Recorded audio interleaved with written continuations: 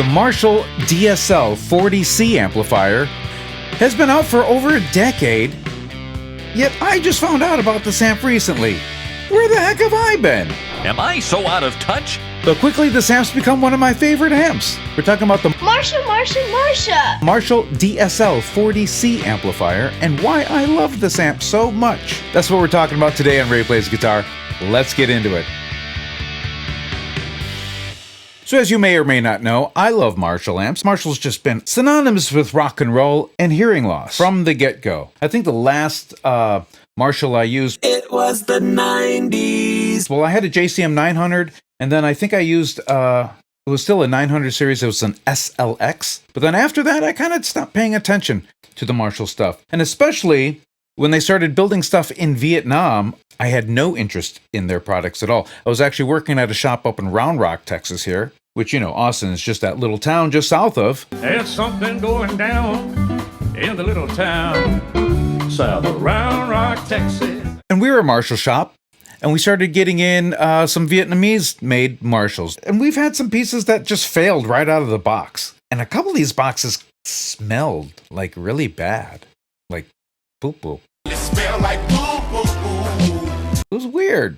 None of it made me feel good about Marshall's move to Vietnam. But I think at that point, they were still outsourcing their manufacturing. Since then, they have built their own factory, so their quality control has gone way up. They're even building their own transformers in that plant now, too. Marshall seems to be committed to delivering a quality tone, quality product, but at an amazing price. Even new, these amps are cheaper than a lot of the other amps in their class. So a lot of you probably know more about this amp than I do, but if you're someone like me who just found out about these, let me take you through real quick what's going on. It's a 2-channel amp, and each channel has 2 modes. So the clean channel has a clean and then a crunch. The crunch, to me, is where it's at. And then the ultra channel has a lead 1 and a lead 2. So it's kind of ultra or ultra. They share a tone stack, but then you also have a tone shift, which is kind of like a mid-scoop kind of a situation. Global presence and global resonance. This is a cool control.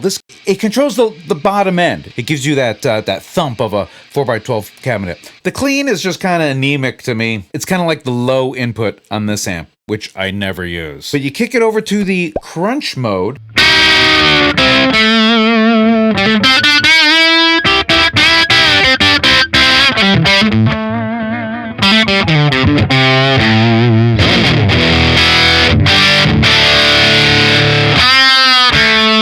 Yeah, I love that channel. I love how when you back off, it cleans up. You turn your volume down, it cleans up.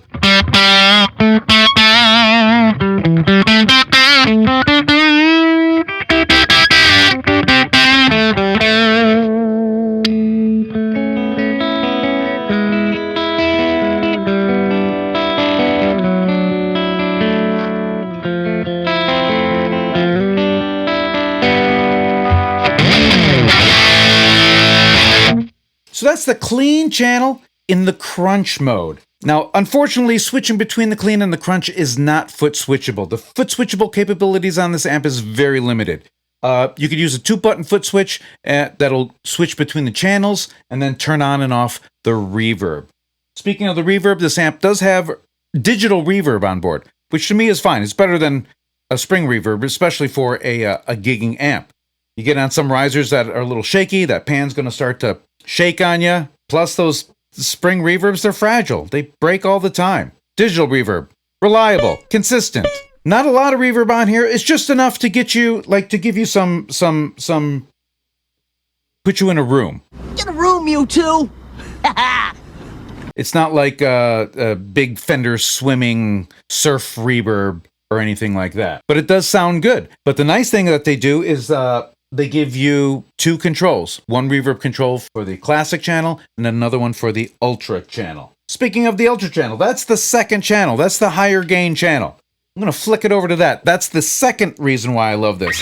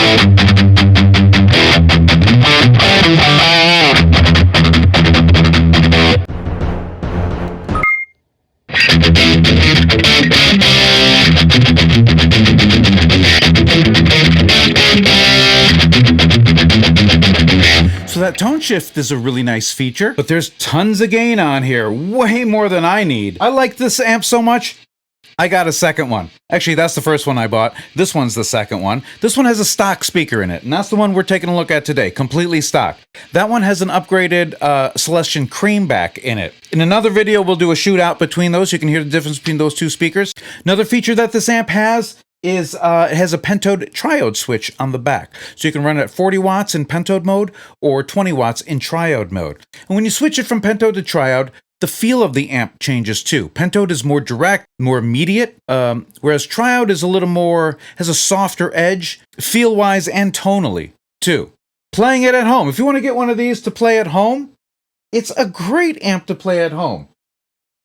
Put it in, you just put it in Triode mode and make sure you're in standby mode before you make that switch. Okay, so we're in Triode mode. We're going to turn this back on. I just want to demonstrate how well the master volume knob works.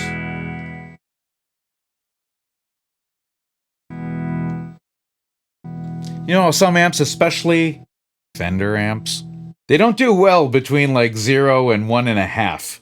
And then once you get to that 1 point, and then you're like at 3 already. But these volumes work very well. The taper on them is very...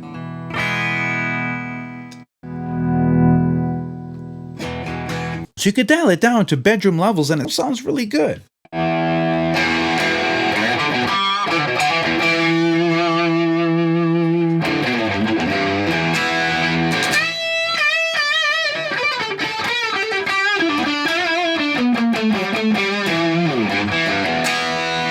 It's a great sounding amp. You got classic Marshall's tones. You can get plexi tones out of this thing. You got all your 80s stuff you could do, and then you can go even way beyond that. Now, what's the difference between this and the new version, the DSL40C R?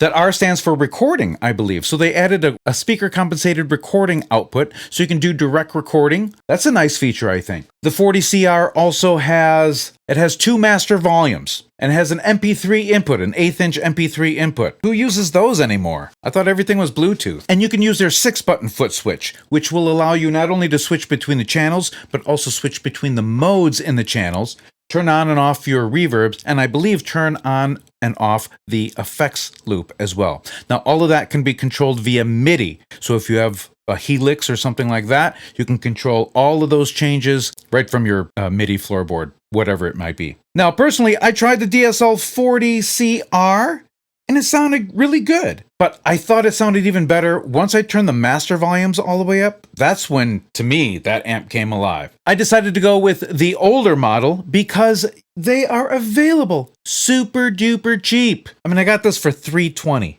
believe it or not. $320. Like, for us, that's not even like 2 trips to the grocery store. It's crazy. The DSL20, smaller package, those are going for $450 on a consistent basis. These are even cheaper than that one.